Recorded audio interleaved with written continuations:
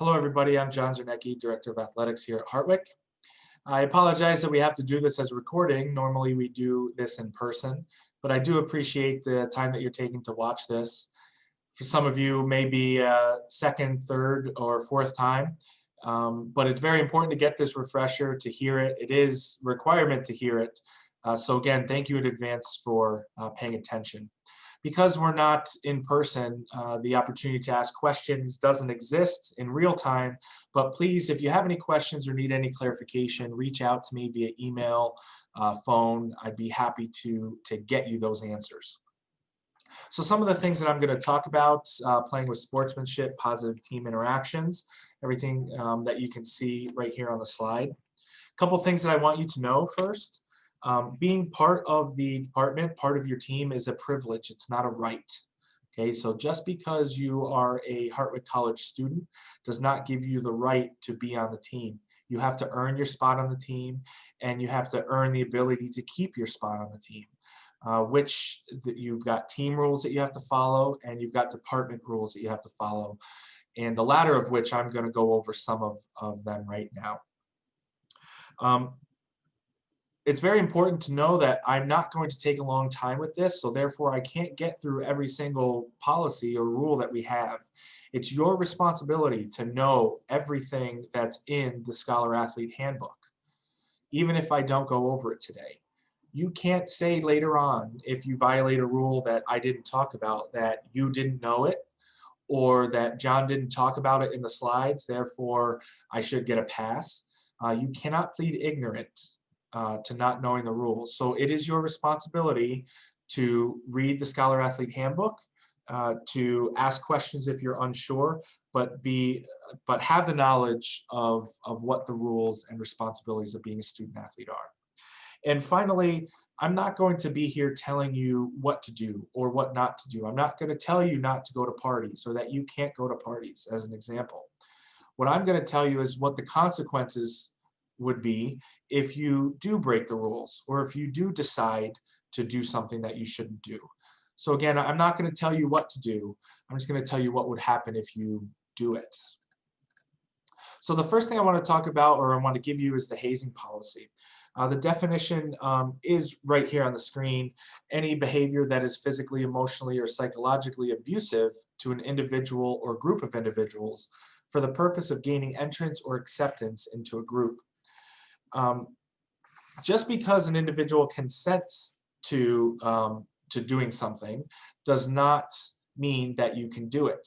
So for example, if the team decides that the freshmen have to pick up the balls after practice, and the freshmen agree to do that, it does not mean that that's not hazing. And technically speaking, that is hazing. Okay. Now, is that in that example, is that going to make national news? Right? It probably won't. Is that going to result in you being removed from athletics for 4 years? No, it won't. But it's very important to understand that it is hazing, and if it bothers someone, whether they say it or not, but it bothers someone, then it is a problem, and you shouldn't do it. So it's very important that you're mindful of what hazing is. If there is an alleged hazing event, I will remove you from the team pending the investigation. I will immediately turn it over to campus safety to review, and they will make the determination on whether it needs to go to the Title IX office or local law enforcement or anywhere else. Okay. So a couple policies that are here. The tobacco policy, it's very important to understand that the NCAA prohibits tobacco being used during any practices, competitions, any team-related events. It's not good for you to begin with, so you shouldn't be using it. But if you are caught using it, you will be removed from that event. You could be removed from the program, suspended, lose your eligibility, etc. You could potentially lose all of your eligibility if you continue to have repeat offenses. So please be mindful that tobacco is prohibited. Drug testing, the NCAA has a random drug testing policy. So throughout the regular season, you could be subject to one. During NCAA championships, football postseason, any postseason, you could be subject to a random drug test. prescription and over-the-counter medications can result in positive drug tests. So it is very important that you disclose those medications to the athletic training staff. If you put them on your forms that you filled out before the semester began, or if you start taking them mid-year and let them know, it's really important that you do. Whatever you do, don't stop taking those prescription medications just because you're worried about this. The athletic training staff can give you more information, can help you through it, but definitely don't stop taking them. If they are prescribed, things should be okay. It shouldn't be an issue if you have the proper documentation. And it goes without saying, but please don't share your prescription medications with others. You don't know the side effects that they could have. It's just not a good practice, regardless of whether you're an athlete or not. So also really important to understand is information on supplements. There are something about like 85,000 different supplements on the market, and they are not regulated by the government. So they don't have to put their ingredients on labels, and they don't have to do a lot of things. If you put it into your body and it contains a banned substance, you are on the hook for that. Again, you can't say, I didn't know. You can't say, it wasn't on the label, so I assumed it was okay, or it was sold in the store, so it's fine. You need to know what you're putting into your body. That's a good practice no matter what, but especially with supplements. You can find some information on nca.org/drug testing, or you can use this great website tool, Drug Free Sport Access, dfsaccess.com. The username and password's right there on the screen. You can put in the supplement you're taking or you're interested in taking, and it will tell you what's in there and what may be banned. Okay, so that's a very good tool to use. The department's alcohol policy. Before I start, I'm going to jump down to the bottom, let you know that individual teams reserve the right to enforce stricter policies and above and beyond those of the department. So not just for the alcohol policy, but any policy. A team can have stricter policies. It can't be more lenient, but it can be stricter. So the department's alcohol policy. Under 21 years of age, you're obviously prohibited from drinking. That's a law. If you're of legal drinking age, you cannot consume alcohol 48 hours prior to competition or less. You are accountable for any alcohol-related incident. Please keep in mind that an incident is not just consuming alcohol underage. It can be serving alcohol to underage. It can be being in the presence of underage drinking, plus probably a couple more. So please just be mindful that it's not just consuming alcohol. For your safety, for your sanity, please don't wear clothing that identifies you as a Hartwick student or an athlete in places where alcohol is being served. Even if you are of age and legally doing it, please don't. It's just not worth the hassle that can come from it, of people seeing you, people taking pictures, trying to get you in trouble. It's just not necessary to do. For the majority of our student athletes, you are all under 21. So the thought by community members or other people is that if you're an athlete, you're probably under 21, and they're going to see what you're doing as illegal, and they're going to try to get you in trouble. So please don't wear clothing that can identify you in any way. The drug policy goes without saying, illegal and banned drugs prohibited. All right. That means taking them, selling them, sharing them, etc. Okay. If you're involved in a drug violation, you will likely be suspended from the team with your first offense. Depending on the severity, you could be removed from the team for the year. I have removed student athletes for a year and for 2 years even. It's just not something you want to mess around with. It's not good practice to be using illegal drugs and banned drugs anyway. And certainly as athletes, you should be aware of the negative the negative results of using drugs on your physical and your well-being. So please do not use, sell, trade, etc., any sort of illegal or banned drugs, it will be turned over to local law enforcement, and you will likely lose your eligibility. One thing to keep in mind, the bottom of this slide here, so not just the alcohol and drug policy as it says, but any of the policies are in place and enforceable throughout the entire year.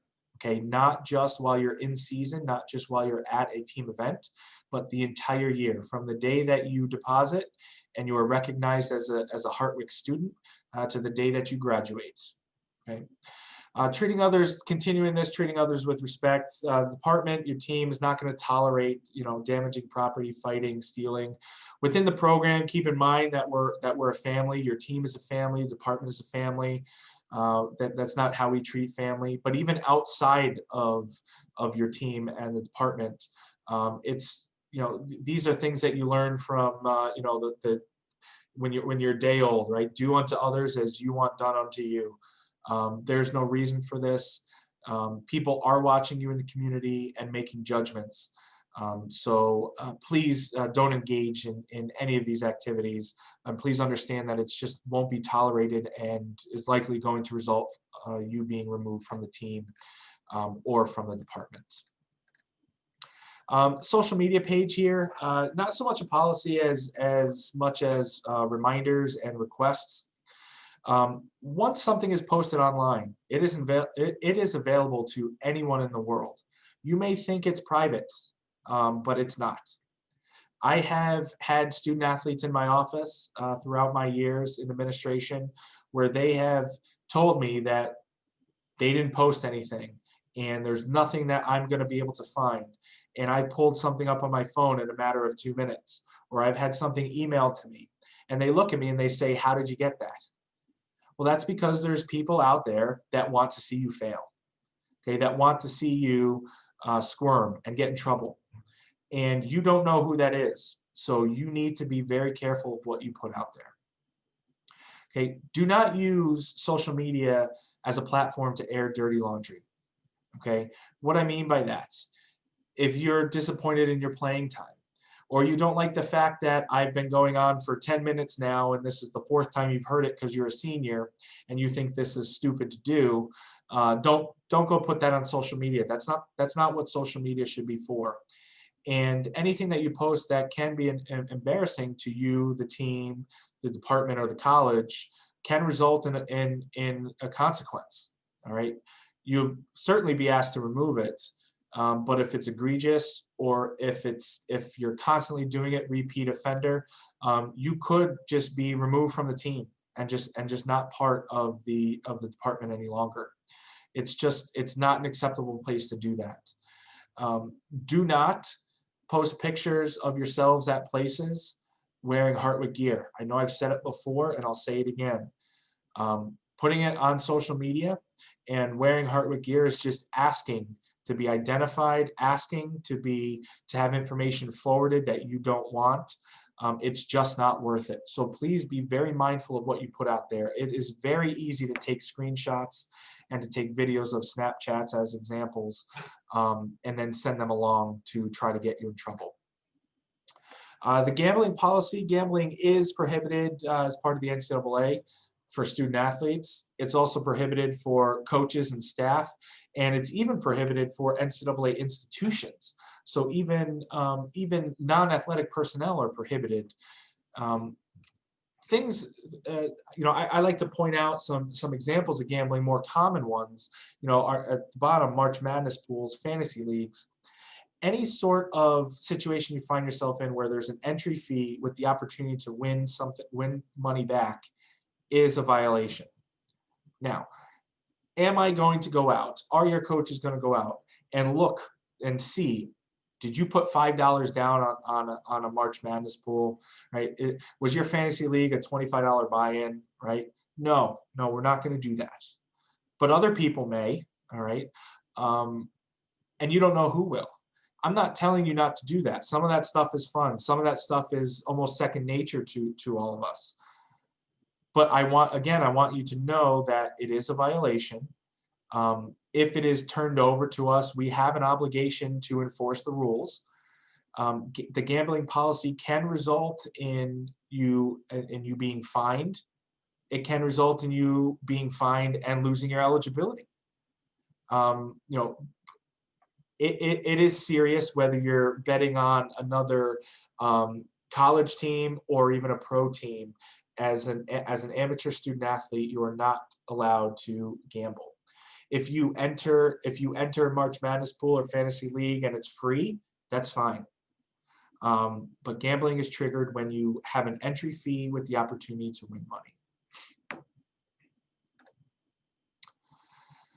One of the things, this is the last slide, and I'm going to wrap up. One of the things I want to make sure that you know is that you cannot transfer away from the consequences that you may be serving. So if you lose your eligibility here because you know, you entered a March Madness pool, or you had an alcohol violation, or you violated the tobacco policy, and you are suspended from the team, or you are, you know, I say that you've lost a year of eligibility, you can't go to another institution and be eligible. It follows you where you go. Okay, and that's for NCAA schools, NAIA schools, you know, junior colleges, anything. Any sort of college athletics. So please don't think that, you know, you have the opportunity to do whatever you want here, and if you get caught and if you get punished, you can just go somewhere else and everything will be fine and the slate's clean. It's just not the way that it works. So I promised you I'd be short, so hopefully I was. On the athletic webpage under the athletic department tab is the Scholar Athlete Handbook. I highly encourage you to familiarize yourself with it by reading it. You probably won't, or you may not, but again, you're responsible to know everything that's in there, because I did not have the opportunity to go through everything. So I do hope you take the time to go through it. I do hope if you have some questions that you ask for the clarification, and you will get it. But just remember that you can't plead ignorant, and you are responsible for everything that is in the Student Athlete Handbook that's online. So thank you for paying attention. Again, any questions, please reach out. I'm going to let Betty start with the information on athletic eligibility. Thank you. Hello, everyone. I'm Betty Powell, Associate Director of Athletics and Senior Women Administrator. Today, I'm going to share some important information with you that will help you maintain and safeguard your athletics eligibility. For many of you, this will be a review, while for others, this is new information that you will be hearing for the very first time. To participate in athletics, a scholar athlete must be both academically and athletically eligible. The NCAA allows athletes to use their 4 seasons of participation during 10 full-time semesters. We're going to talk about full-time enrollment and the requirement to be enrolled in at least a minimum full-time course load each semester. We'll talk about repeated courses, incomplete courses, physical education credit. The college does have a 2 physical education credit graduation requirement for all students. And we'll talk about music performance credits for non-music majors, and we'll talk about the one NCAA exception that allows you to be enrolled in less than a minimum full-time course load the final semester of your senior year. We're also going to talk about minimum academic requirements for athletics participation, including being in good academic standing and making progress towards your degree. We'll talk about leaves of absence, and we'll also talk about what you need to do to make sure that you remain not only academically eligible, but also athletically eligible. New first-year scholar athletes are initially eligible based on meeting the college's regular admission standards. New transfer scholar athletes must have their initial eligibility certified at Hartwick College before they can represent the college in athletic competition. This initial eligibility is based on their academic and athletic status at their previous institution or institutions. If you are a new transfer student, please make sure that you have officially withdrawn from your previous institution. The NCAA does not allow transfer athletes to represent their new institution in athletic competition if they have not officially withdrawn from their previous institution. Looking at minimum academic requirements to maintain athletics eligibility, I'm going to talk about three main components. The first is you must be a full-time student at the college and you must be enrolled in at least a minimum full-time course load of 12 credits per semester. This is both an NCAA and college requirement. The NCAA exception that I mentioned previously allows an athlete to be enrolled in less than a full-time course load the final semester of his or her senior year. If you are thinking about using this exception, please let myself and your coaching staff know so we can get the required written verification from the registrar's office confirming that the courses you are enrolled in for the final semester of your senior year are the courses you need to take to complete your degree requirements and graduate at the end of that semester. Also, we strongly recommend that you talk to other departments on campus, such as financial aid and residential life, to make sure that if you are enrolled in less than a full-time course load your final semester, that this will not create problems or issues for you. Also, if you are an international athlete, please talk to those individuals on campus who will know if being enrolled in less than a full-time course load the final semester of your senior year will not create problems or issues for you.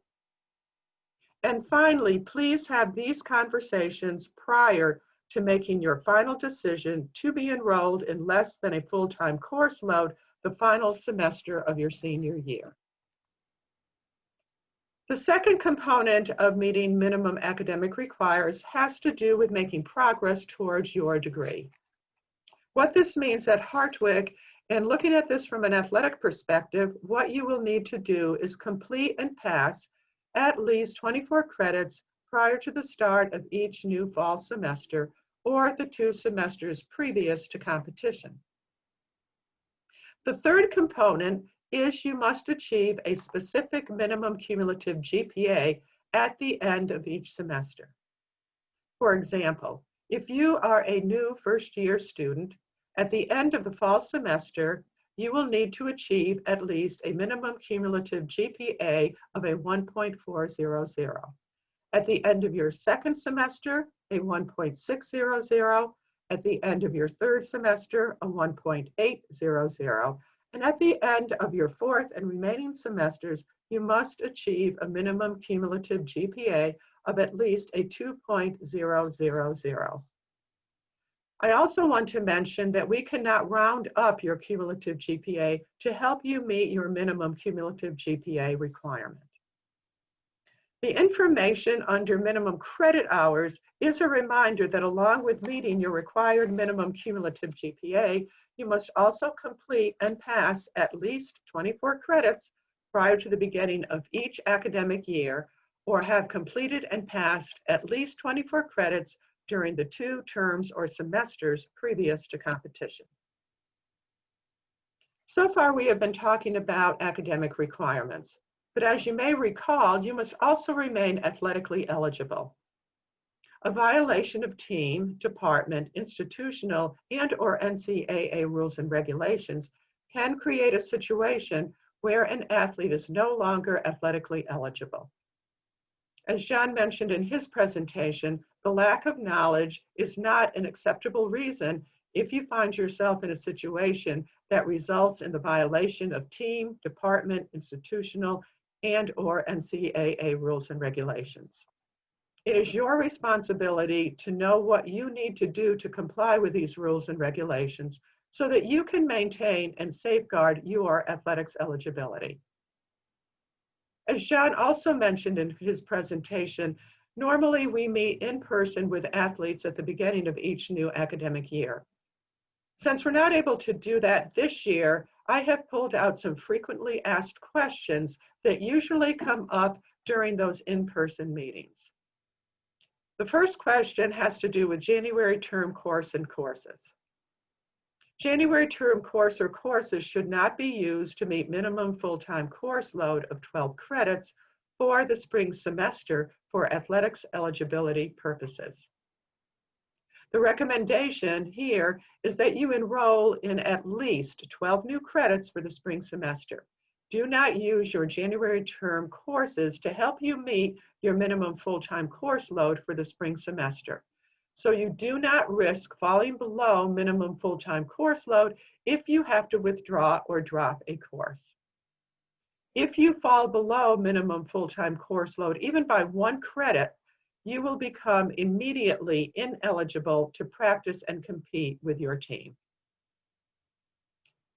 The next question has to do with physical education credit. Physical education credit may be used to meet minimum academic requirements for athletics participation, but only up to the college's 2-credit physical education graduation requirement.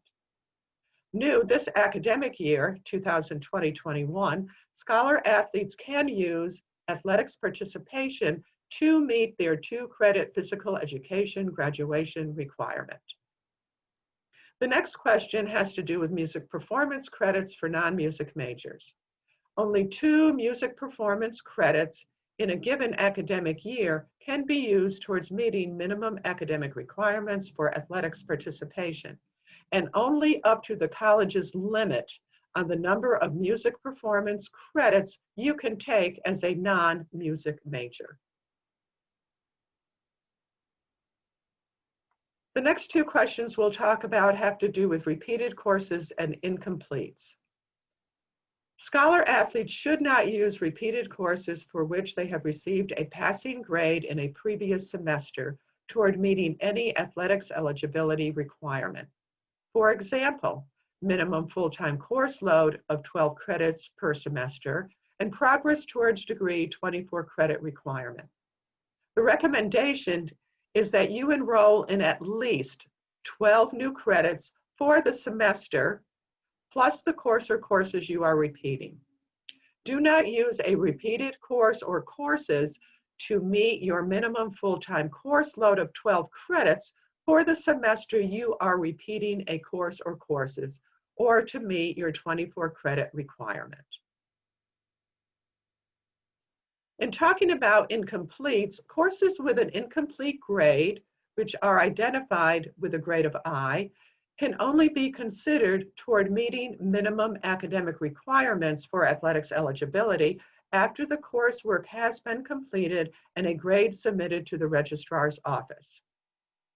A grade of I will automatically convert to an F if the grade is not submitted by the college's deadline, or if the registrar's office has not received all the required documents from your professor or instructor requesting an extension to this deadline. The college provides a document titled Academic Deadlines and Important Dates, 2020-2021. This document outlines important dates and deadlines that you should be familiar with, including the deadline dates where a grade of I will automatically convert to an F. This situation could have an immediate impact on your athletic eligibility status.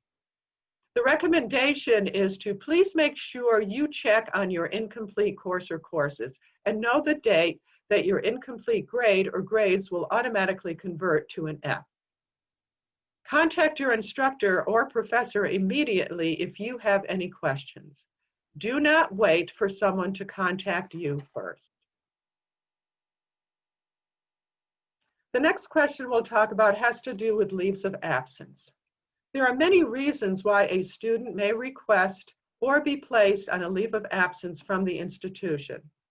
Some examples of leaves of absence are a general leave, a medical leave, an administrative leave. Leaves of absence may impact your athletic eligibility status. Here, the recommendation is to please let myself and your coaching staff know if you are thinking about taking a leave of absence from the college or are being placed on a leave of absence. This way, we can talk to you about any impact this may have on your athletic eligibility status when you return to the college at the end of your leave. Another question that always comes up in our in-person meetings is, how can I regain or reestablish my athletics eligibility? So perhaps you had a semester that did not go as well as you had planned. Maybe you were not able to meet your minimum cumulative GPA requirement, or perhaps you did not meet your 24 credit requirement. An ineligible athlete may regain or reestablish his or her eligibility at the end of the spring semester.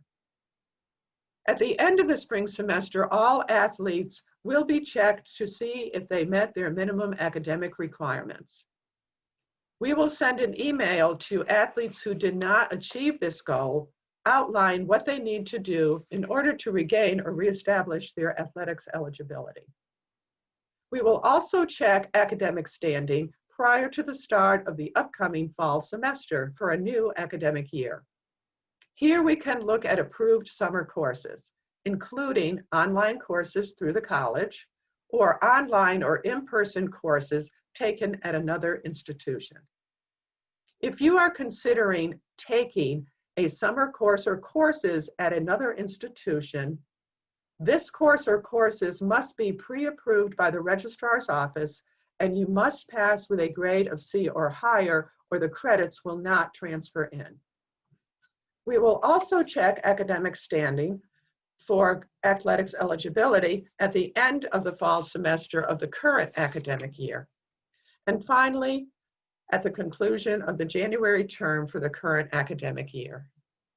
So you can see we have come full circle. The next time following the conclusion of the January term in any given academic year, we will check academic status for all athletes at the end of the spring semester of the current academic year. While I have been talking about regaining or reestablishing your athletic eligibility if you did not meet your minimum academic requirements, I do need to let you know that you can also lose your eligibility if your academic status changes during the course of the academic year. So for example, your incomplete grade converted to an F, resulting in your cumulative GPA falling below your required minimum cumulative GPA for that semester. Here, the recommendation is that you let myself and your coaching staff know if you have any questions on how you can regain your athletic eligibility, depending on your specific situation and timeline. The final topic that I'm going to talk about in this presentation has to do with NCAA Bylaw 12, amateurism. The information I will share in this presentation is not meant to be a complete summary or outline of the rules and regulations included in Bylaw 12. Bylaw 12 outlines what situations can trigger the loss of amateur standing, resulting in ineligibility for intercollegiate athletics. Bylaw 12.1.3.2 outlines non-permissible activities before initial full-time collegiate enrollment. And Bylaw 12.1.5.2 outlines non-permissible activities after initial full-time collegiate enrollment. So you see, you can jeopardize or lose your amateur standing prior to enrolling at a college or university, or after your initial full-time collegiate enrollment. An individual loses amateur status and is not eligible for participation in a particular sport if the individual engages in any of the activities outlined in these two bylaws, such as the use of athletic skill for pay in any form, accepts a promise of pay even if received following the completion of athletics eligibility, or signs a contract, an agreement, or makes a commitment. Here are some basic rules of thumb relative to the application of Bylaw 12. The first basic rule of thumb is if you are considering participating on any team or in any athletic competition other than the sport or sports you have been certified to participate in at the college, such as a summer league, a club team, an international team, So perhaps you're looking to do a study abroad during an academic semester or the summer. Always check with myself and your coaching staff first. I've also pulled out 2 athletic competitions that could impact your amateur standing. The reason I've pulled out these 2 particular athletic competitions is that the college does sponsor the sports of men's and women's cross country, indoor and outdoor track and field, and swimming. So let's talk a little bit about road racing and triathlon competitions. Per the NCAA, road racing is essentially the same as cross country or track and field competition and cannot be separated effectively from these sports for the purposes of Bylaw 12. Also, triathlon competition includes elements of competition similar to cross-country, track and field, and swimming competition, and cannot be separated from these sports for the purposes of Bylaw 12. So what exactly does this mean? What this means is an athlete who violates amateurism legislation in Bylaw 12 as a result of accepting, for example, impermissible benefits from participation in such competitions are ineligible for intercollegiate competition in the sports of cross country and track and field when we look at road racing, and in the sports of cross country, track and field, and swimming when we talk about triathlons. The second basic rule of thumb is never sign a contract or enter into an agreement with an agent. Never accept a promise of pay, never receive a salary or reimbursement of expenses or other forms of financial assistance, never compete on a professional athletics team or in an athletics team sponsored by an organization who calls itself professional without first speaking to myself and your coaching staff. And our third basic rule of thumb is always ask before you act, so you do not find yourself in a situation that impacted your amateur standing. Monitoring and protecting your athletic eligibility is a partnership. There is no way that myself and or your coaching staff can know what you are thinking about doing or planning to do, or perhaps have already done, without you keeping the lines of communication opened with us. This way, we can provide you with the information you need to make an informed decision relative to your athletics eligibility. Normally, at the conclusion of this presentation, I will ask if there are any questions or if anybody needs any clarification relative to any of the information that I've shared in this presentation. But since we're not able to do that this year, I have provided my email address, powellb@hartwick.edu, and I really encourage you to email me with any questions or points of clarification on any of the information that I've included in this presentation, or if you have questions or you need clarification on any topic, even if it wasn't covered in this presentation. Again, my email address is powellb@hartwick.edu, and I will be happy to help or assist you in any way that I can.